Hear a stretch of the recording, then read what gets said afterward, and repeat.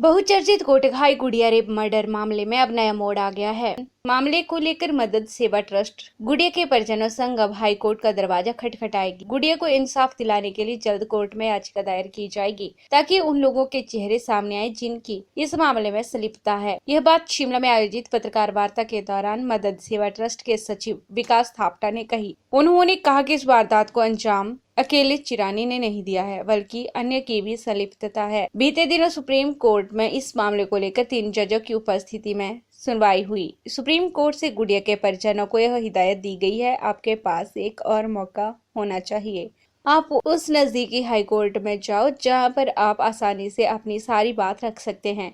गुड़िया की मां सुप्रीम कोर्ट गई थी। विकास थापटा ने कहा कि गुड़िया के परिजनों ने पहले ही मुख्यमंत्री को बताया था कि सीबीआई द्वारा की जा रही इस जांच से वे संतुष्ट नहीं हैं। यहाँ तक कि पहले उन्होंने हाई कोर्ट को एक एप्लीकेशन लिखी थी, लेकिन उस पर गौर नहीं पाया था। उन्होंने कहा कि गुड़िया को न्याय दिलाने के लिए जितनी मात्रा में लोग झंडे और डंडे लेकर सड़कों पर उतरे थे, उतने लोग अब फिर से गुड़िया को न्याय दिलाने के लिए हाई कोर्ट को पत्र लिखें ताकि इस मामले पर गौर करे। विकास का कहना है कि जब इस मामले में गांधीनगर गुजरात में 5 लोगों के नार्को टेस्ट करवाए थे, तो इस नार्को टेस्ट रिपोर्ट में अन्य की भी इस मामले में संलिप्तता पाई गई थी। उसके बाद भी मामले की जांच में कुछ चेहरे छुपाए गए हैं। विकास का कहना है कि उस दौरान जांच गैंगरेप की ओर जा रही थी, लेकिन मामले की सही से जांच न होने पर अभी तक गुड़िया को न्याय नहीं मिल पाया है।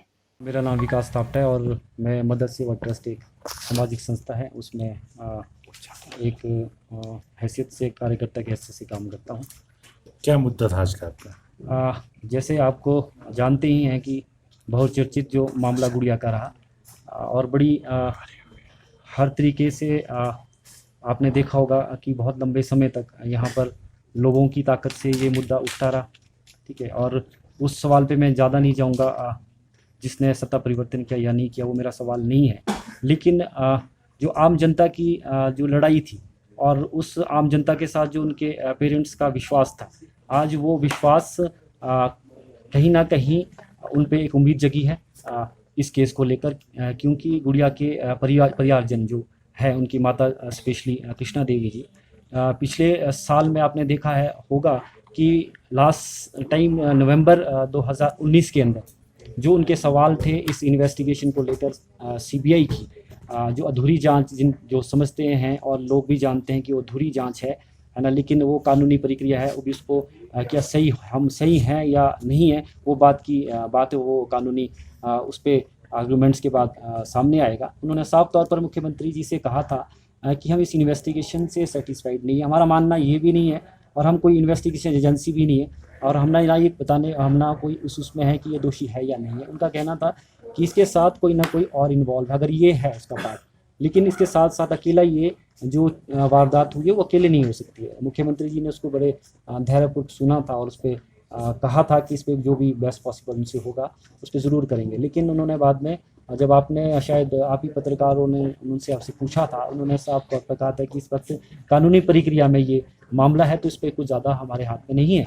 और इसको देखते हुए आखिरी रास्ता जो था, तो उसके बाद हर आदमी का और हर परिवार का जिसको इंसाफ नहीं मिला है, तो वो आखिरी दरवाज़ा हाई कोर्ट का देखते हैं। तो हाई कोर्ट में भी उन्होंने एप्लीकेशन लिखी थी, लेकिन उस पर कंसिडरेशन नहीं हो पाई किसी कारण से, तो मजबूरन इस मामले को उन्हें सुप्रीम कोर्ट पर ले जाना पड़ा।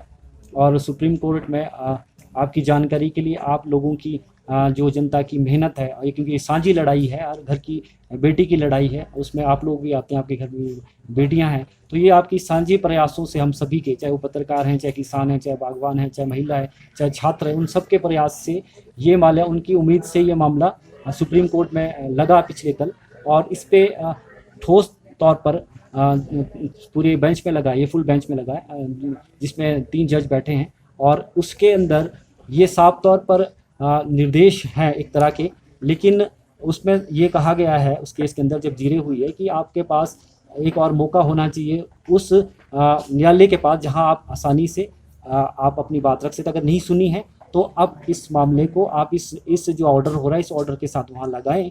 यदि फिर भी अगर उस पर हाई कोर्ट अगर संज्ञान नहीं लेता तो आपकी जो ये ऑर्डर है जो निकला है कल का सुप्रीम कोर्ट का, और जो यहाँ हाई कोर्ट का जो ऑर्डर निकलेगा उसके साथ आए और आपको उसको प्रायोरिटी के आधार पर इसको सुप्रीम कोर्ट में एडमिट किया जाएगा इस केस को। अब आगे क्या? इसमें ज़्यादा जो कानूनी प्रक्रिया है वो अपनी हिसाब से चलती है। वो एक ज़िरह का सवाल है, उस पर तय करेगा। कुछ चीज़ें इसमें ऐसी है जो मैं आपको भी प्रेस कॉन्फ्रेंस में भी डिस्क्लोज़ नहीं कर पाया हूँ। उसका एक कारण है क्योंकि वो भी अंडर प्रोसेस हैं और उस पर बहस होना बाकी है। लेकिन हमारा आज प्रेस कॉन्फ्रेंस करने का मामला कुछ अलग है। हम चाहते हैं कि एक मामला जो जिंदा हुआ है दोबारा से आप लोगों सभी के प्रयास से, हम चाहते हैं कि अब उच्च न्यायालय जो है हर घर से, जहां जो मेरी आवाज़ सुन रहे हैं पूरे प्रदेश के अंदर, उच्च न्यायालय से जो सुप्रीम कोर्ट का जो हवाला है उस हवाले को लिखते यहाँ चीफ जस्टिस हिमाचल प्रदेश को मतलब लेटर लिखे कि इस केस को दोबारा से यहाँ पर इसको री-इन्वेस्टिगेशन करवाए, है ना। और इन्वेस्टिगेशन के साथ है ना, साफ साफ सवाल है कि हम इन्वेस्टिगेशन चाहते हैं, उस सवालों पे चाहते हैं, हम अपने सवाल पे नहीं चाहते।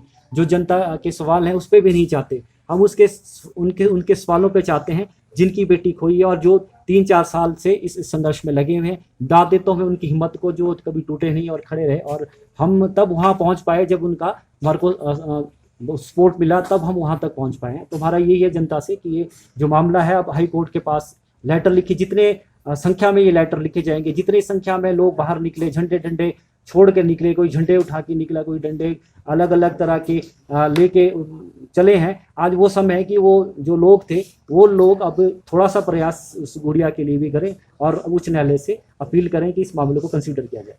PI TV के लिए शिमला से पुष्पेंद्र की रिपोर्ट।